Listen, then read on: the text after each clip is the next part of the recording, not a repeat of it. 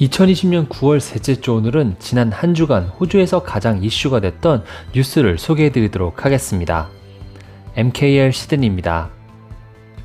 한 주간 이슈가 된 소식은 빅토리아주의 락다운 로드맵 관련 불만 소식과 호주 총리의 빅토리아주 비난 소식, 코로나 백신 부작용으로 인한 개발 중단 및 재개 소식입니다. 빅토리아주에서 1일 신규 확진자가 10일 연속 두 자리를 기록하며 코로나 바이러스가 많이 진정이 된 상황입니다.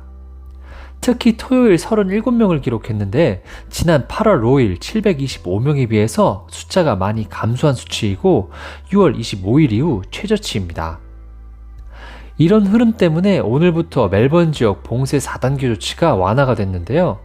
통행 금지 시작 시간은 오후 8시에서 9시로 늦춰졌고 운동 가능한 시간도 1시간에서 2시간으로 늘었습니다. 또한 멜번 이외의 빅토리아 지방 지역의 경우 14일 동안 평균 1일 확진자 숫자가 4.1명을 기록하며 기존 락다운 3단계에서 로드맵상 2차 완화 단계로 바로 이동을 합니다. 5명까지 사람들은 모일 수 있으며 야외 수영장과 놀이터가 개방이 되고 미용실이 서비스를 재개합니다. 하지만 봉쇄 조치가 길어지며 야간 통행 금지와 관련하여 인권 논란이 거세지는 가운데 봉쇄 조치와 관련된 반대 집회도 늘어나고 있습니다. 이 때문에 이를 해산하려는 경찰과 시위대의 충돌이 자주 발생하는 상황인데요. 시위대들은 이번 봉쇄 조치로 인해 자유를 억압받고 있다는 주장입니다. 또한 봉쇄 조치로 인해 일자리를 잃고 경제적 어려움을 처하게 된 사람들이 늘어나고 있고 제한된 삶으로 인한 불안, 공황장애 등으로 고통을 받는 경우가 많다는 것도 봉쇄 조치를 반대하는 이유입니다. 빅토리아주는 이를 강하게 경고하면서 락다운과 관련된 시위가 일어난다면 체포로 이어질 것이라고 말하며 야간 통행 금지가 불필요한 파티나 대형 파티들을 줄일 수 있었다며 코로나 바이러스 확산 저지에 큰 도움이 되고 있다는 주장을 펼치고 있습니다. 하지만 야간 통행 금지와 관련해서 빅토리아 주정부의 고위 관부들의 발언이 흥미로운데요.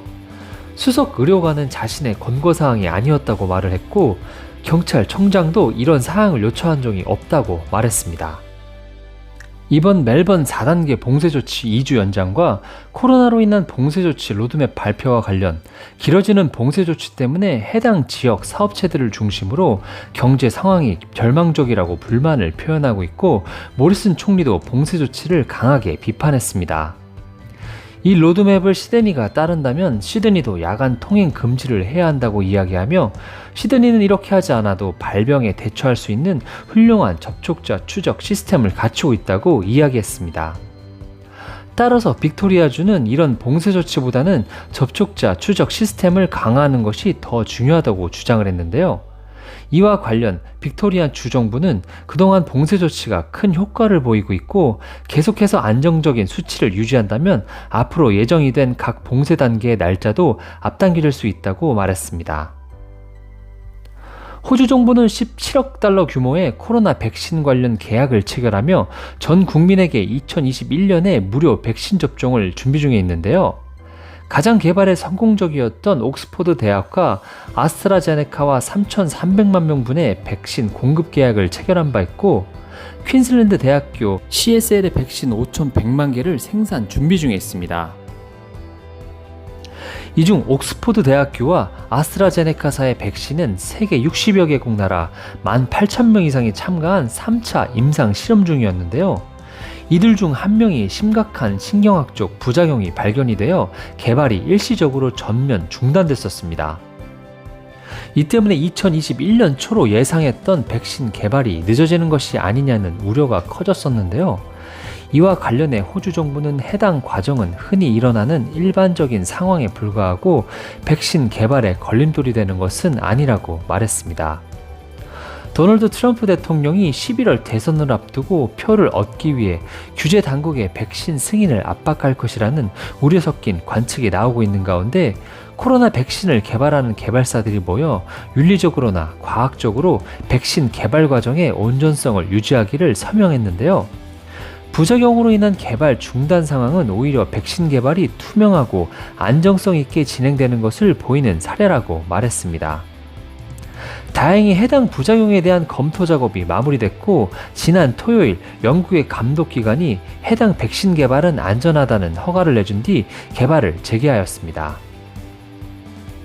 빅토리아주의 코로나는 점점 안정화를 보여주고 있지만 봉쇄조치 관련 로드맵에 대한 많은 불만과 비난이 속출하고 있는 가운데 개발 중인 백신의 부작용이 발견되어 우려를 낳았었는데요.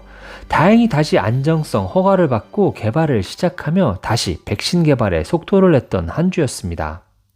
오늘 주간 호주 뉴스는 여기까지고 다음 주에 다시 찾아뵙겠습니다.